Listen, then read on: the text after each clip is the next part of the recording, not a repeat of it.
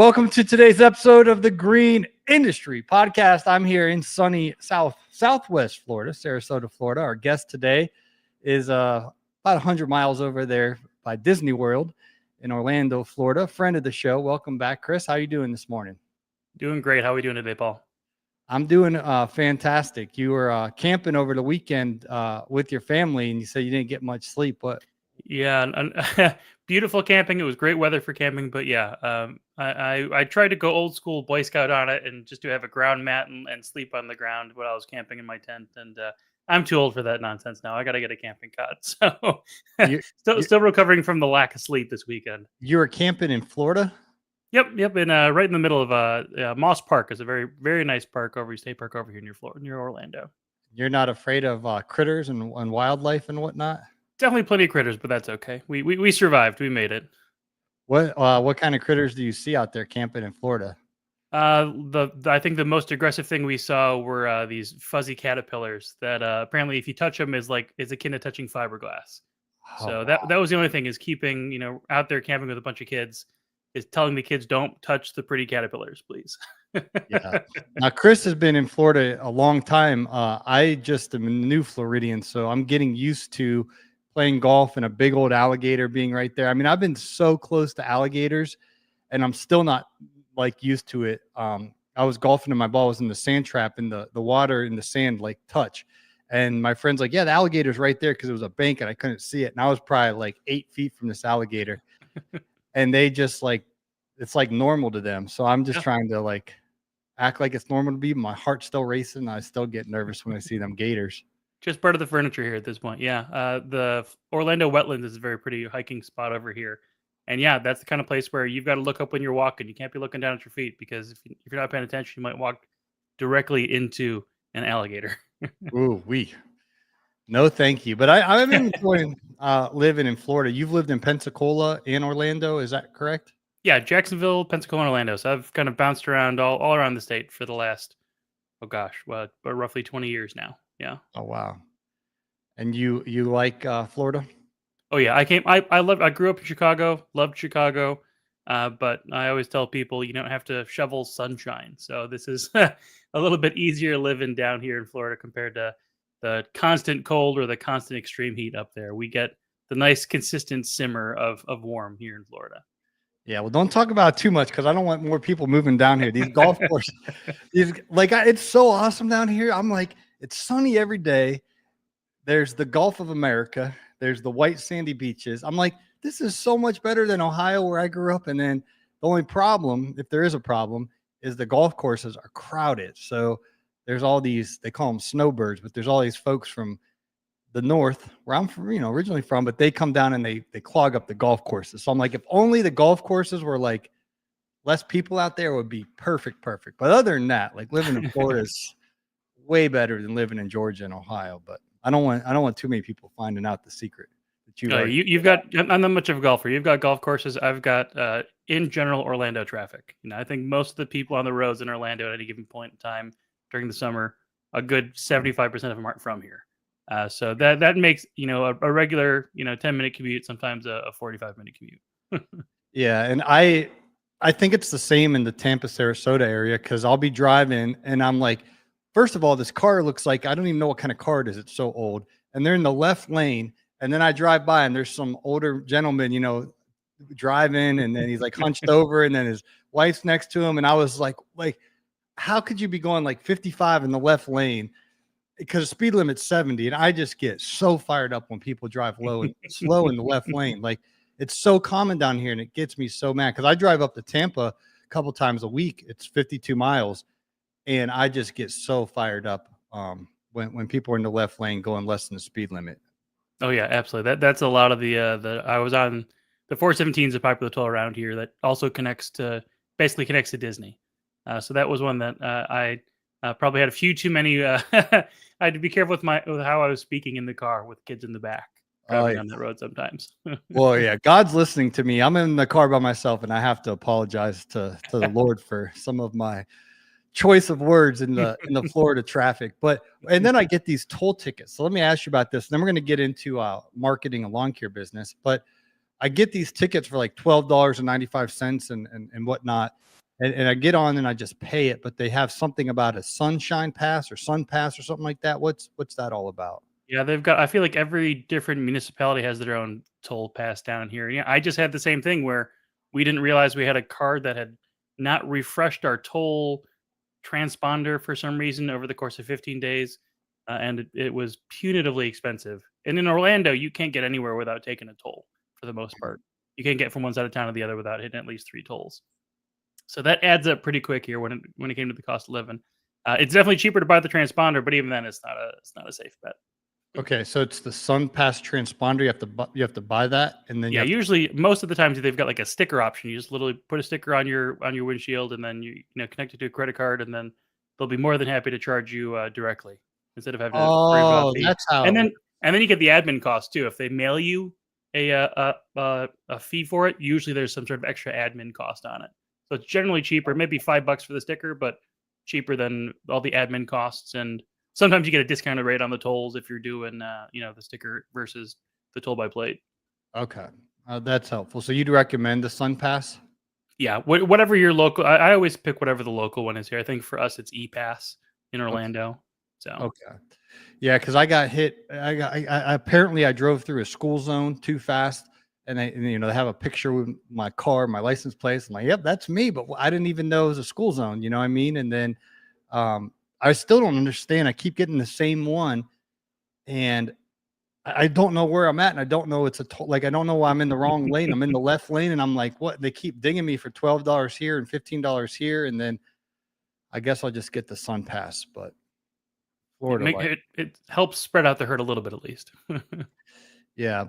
Well, today I wanted to pick Chris's brain. He works for Footbridge Media, and they make websites. They help with online marketing and things of that nature. So, what's the biggest mistake, Chris, that lawn care businesses are making online and with their website? One of the biggest things that we see is if they've got a website at all, and if you don't have one, that's got to be a priority. A website is super important for your short-term and long-term success when it comes to convincing someone that you're a good fit, or when it comes to convincing Google that you're a good fit for a search query. But the biggest problem that we tend to see is people think of websites more as like a digital brochure or a postcard, some sort of stagnant thing that sits there, and they don't think of it as a lead generation tool.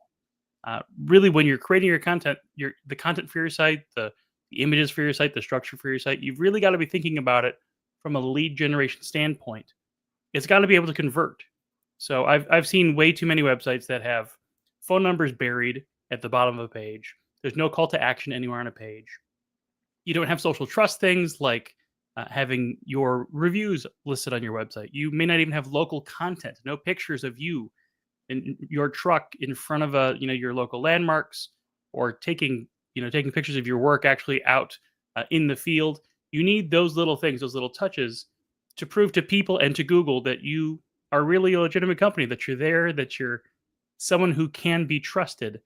So when people see that you've got a website that doesn't really show off who you are, and it's not really focused on conversion, you're missing out on a huge opportunity to build your business. You're if your website is sitting there stagnant without that information, it's essentially invisible. It's not going to get people to convert.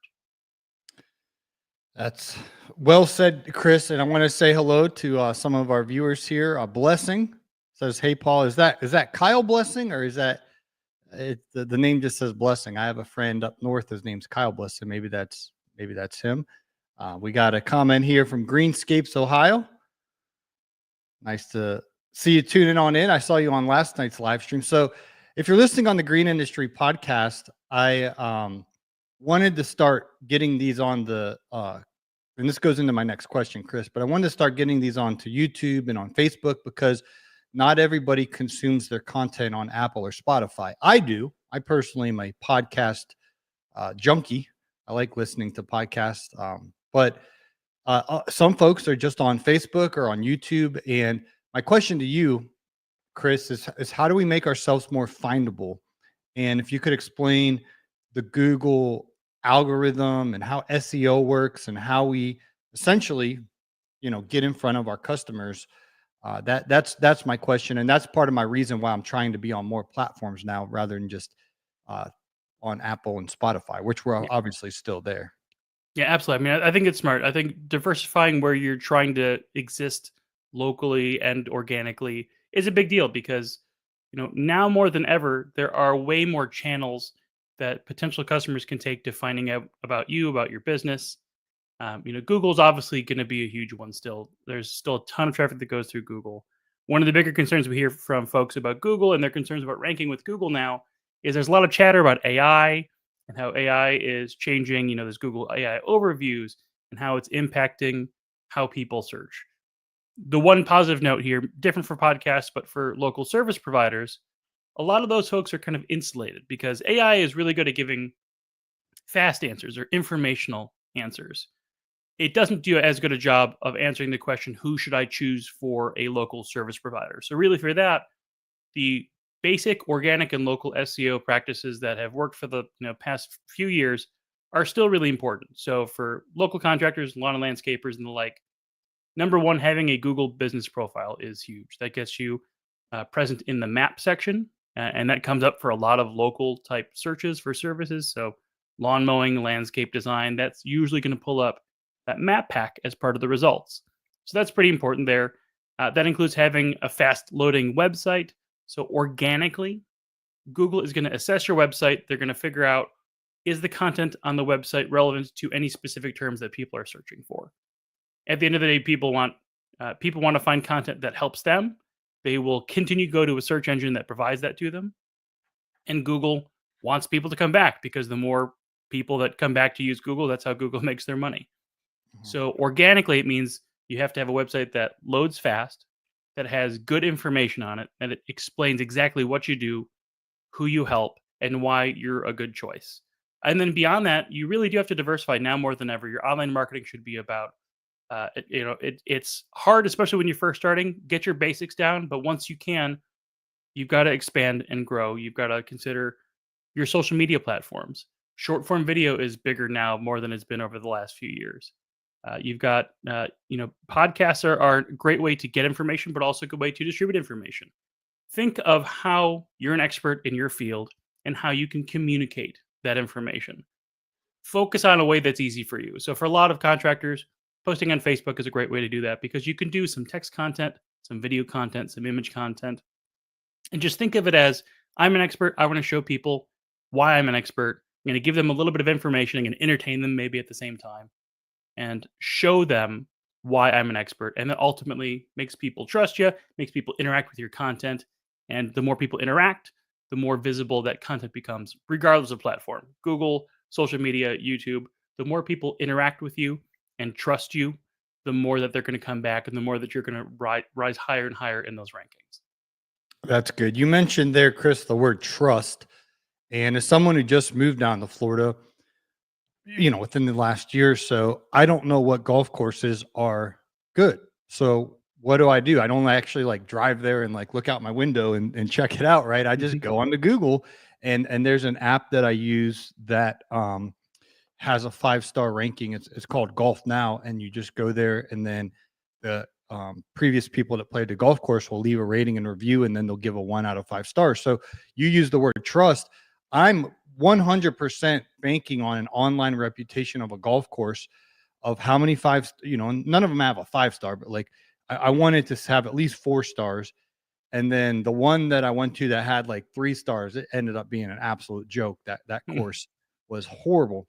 And my point is, as business owners, we want to be trustworthy online, and we want to have that professional looking brand. But a lot of um, folks are wearing 20 hats, running their business, actually serving the customer, and then marketing is kind of like back of the list. So on a shoestring budget, what are things that we can be doing to build that trust that when somebody looks us up, that they're like, oh wow, that's a professional right there. That's a professional looking brand. And it's stuff like you said, we know that especially the contractors that we work with at Footbridge as an example, a lot of those folks are maybe newer business owners, sole business owner operators, or just starting out. You only have a couple staff members, and you really are doing a lot. At that point, it's really about streamlining and simplification and realizing that you really can't do everything yourself. If you're a business owner, If you're the one person doing the job, you're already doing taxes, you're chasing down payments, you're generating invoices, you're doing all this stuff. You really don't need to add marketing expert to that list of things you do. You don't need to add that hat to the repertoire. It's definitely important to have a good working knowledge of your marketing so that you can really understand how these core things work. And when you understand those things, it really helps you to prioritize and refocus on the things that count. So when it comes to trust, 100% Google reviews are one of the biggest things that I talk about with contractors. Like you said, with the golf courses, it's a huge thing. It's a resource that you as a golfer have come to rely on. People do the same thing with social trust, even if it's a warm referral, even if someone, a past customer is a friend and they say, hey, check out, why don't you check out Paul's service? He's great. Go look up Paul online. They're going to look at your reviews still. The first thing everyone's going to do is do a Google search for your name and they're going to see, do I like what I see? Mm-hmm. I've seen so many contractors that come to us and they say, we don't understand why we're having these issues. We're ranking. We see that we're doing okay. And then you punch in their name into Google and you'll see on Yelp, they've got, a 1-star average over the course of 5 reviews. People are immediately going to click back. They're immediately going to go look for somebody else. Mm-hmm. Even though it's reviews from complete strangers, it's something that really weighs heavily in the decision-making process for tons and tons of homeowners right now. Mm-hmm. There's a company called Bright Local that does a great annual review survey every year. And I think the last that I saw was something like 86% of all consumers sometimes or regularly rely on online reviews when they're choosing a local business specifically. Mm-hmm. So those Google reviews are huge, but also make sure those reviews are on your website.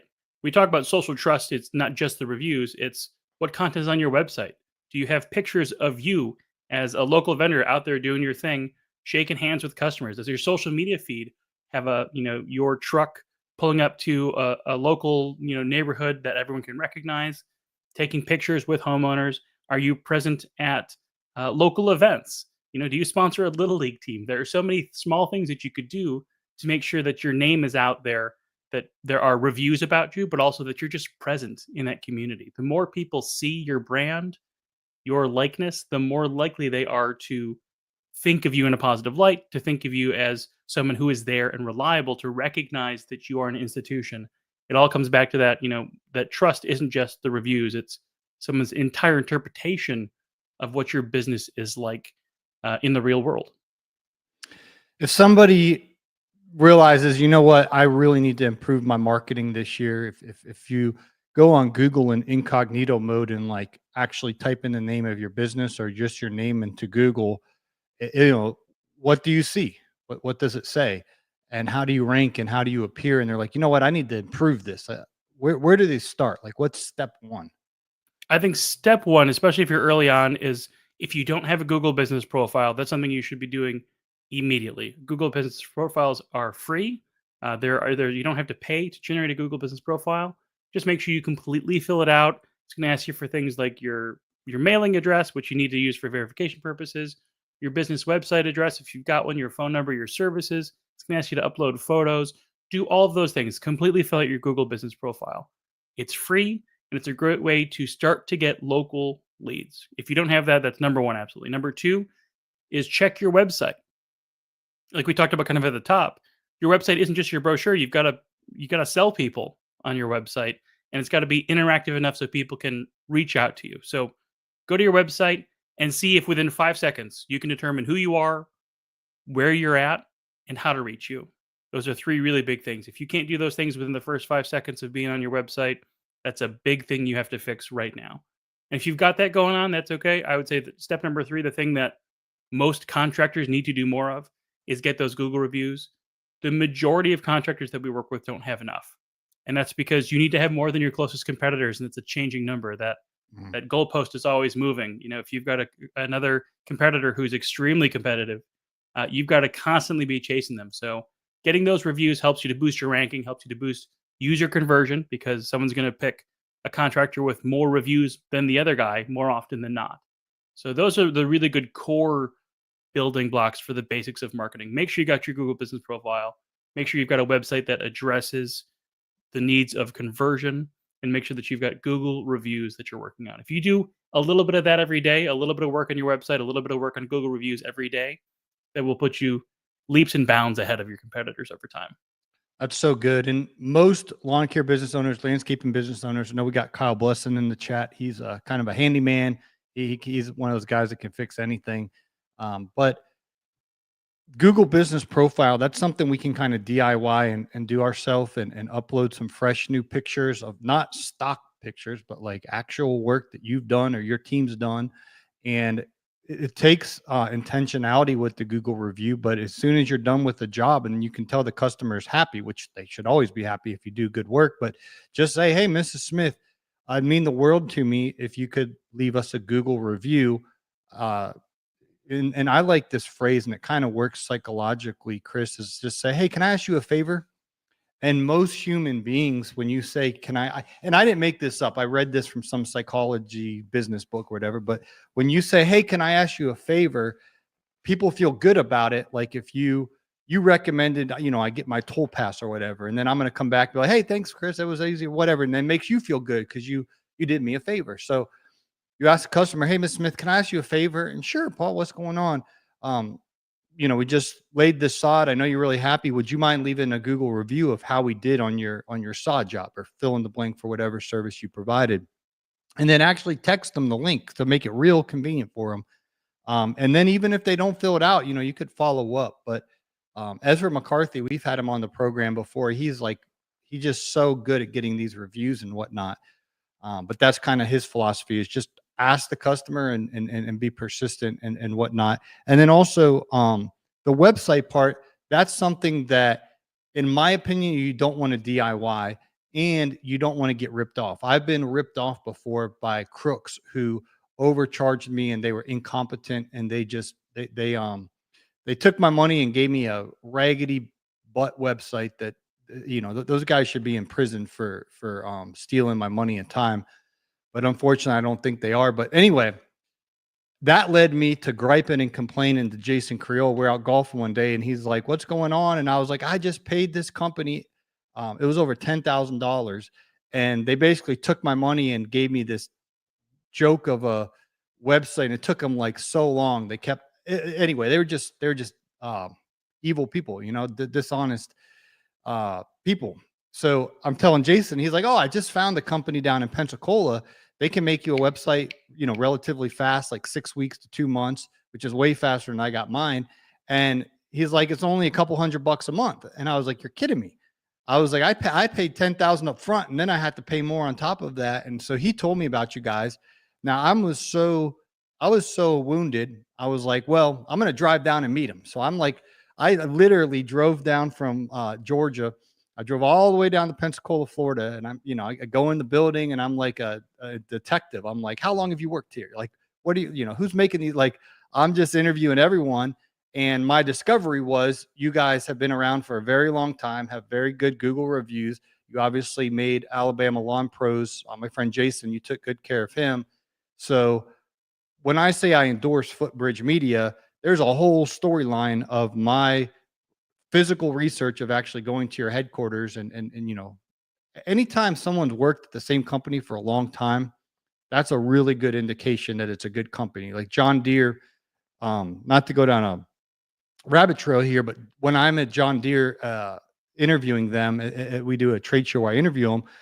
I'm like, Chase is like, yeah, I've been here for 23 years. And other guys, I've been here for 27. I've been here for 25. I'm like, okay, John Deere's doing something good that you're working there so long. And so anyway, I want you to share a little bit about Footbridge Media and how you guys can solve the problem of helping people have a professional website and a professional online image.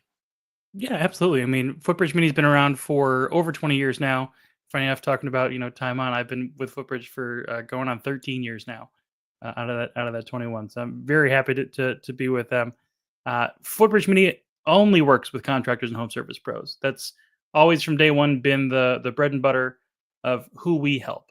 And because of that, we are really niche down. We understand how contractors work, what contractors need, and ultimately what homeowners are looking for when they're looking for what a contractor offers.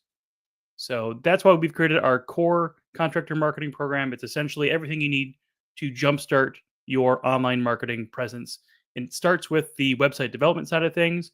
We work with you to design write, and develop and launch your brand new website.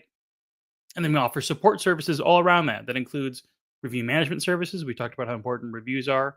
We have an automated review management system that helps you to make that process of making that ask easier and doing the follow ups easier.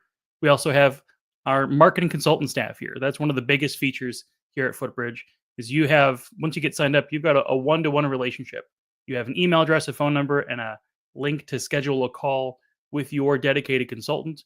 They're there for any marketing and business development question, not just for website questions, but really anything about how you want to expand your marketing, how you want to expand your reach, you want to experiment and try new advertising options.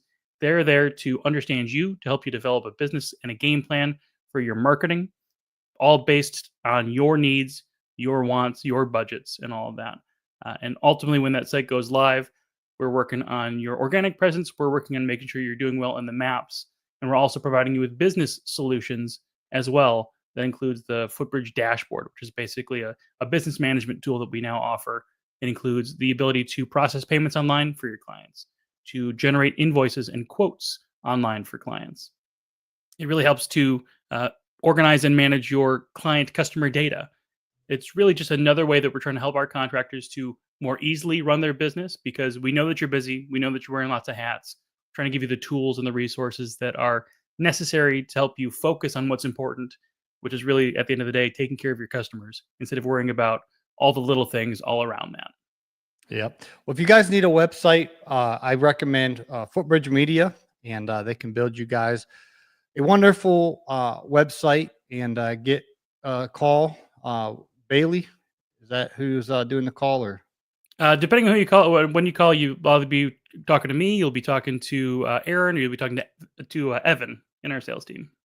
okay, that's great. And then once they start onboarding, how does that process work? Yeah, once you're signed up with us, you'll be working with Sam. She helps to basically lead all of our contractors from 0 to 60, getting their sites up and running. And we work with you to understand the basics about your business. Make sure we know your priorities as far as the services that you want to push, the areas where you want to get more leads. We get some past marketing materials from you so we can create that new design, that new website that really fits the bill of who you are and what you do. So the whole process, when you first get signed up with us, it's pretty quick. We get you that information packet out. From there, once we get approval, it only takes us generally 3 to 4 weeks to get your website up and running. So, usually the whole thing, if we have timely communication, 5 weeks, and we can have your website up and running from your first call in. Sounds good. Well, I appreciate your time, Chris. Thanks for hanging out with us, Greenscapes, Ohio. Hopefully I didn't say too many negative things about Ohio. I was born and raised there. Now I'm down in the sunshine and warm weather. Kyle Blesson, thanks for hanging out with us, and everyone else who's been hanging out on the YouTube and on Facebook. We've been trying something new here at the Green Industry Podcast of doing these actually live. So, expect more live videos when I record these Green Industry Podcast episodes. I'm getting more comfortable of figuring out. Chris knows my technological skill set is minimal. So when we're not live, I struggle to figure out how to do this podcast thing. But throw in going live on YouTube and Facebook. But I think we're figuring it out. In Greenscapes, Ohio, I wasn't offended by our Buckeye State comments there. So as always, we appreciate you watching and listening to today's episode. If you need help with your marketing, if you need help with a website, give Footbridge Media a call and let them know you're a Paul Jameson listener. You guys have a special discount for my viewers, listeners, correct? That's right. Yeah. Normally the program price is $249, but if you come to us through Paul's link, it's $199 per month. Still no contract, still no build fees even there, but $199 is a great discount for you over the usual $249 plan. Yeah, and you're not getting suckered with some $10,000 deposit Yep. build fee that I got. I've gotten ripped off many times in my life, Chris. I have a meeting coming up, so I don't have time to tell you these stories, but I should do an episode one day just talking about all the times I've gotten scammed and ripped off and gullible. So now, as I'm 39 years old, like I'm so skeptical about everything, and it's not because I'm some like angry man, like get off my lawn type guy.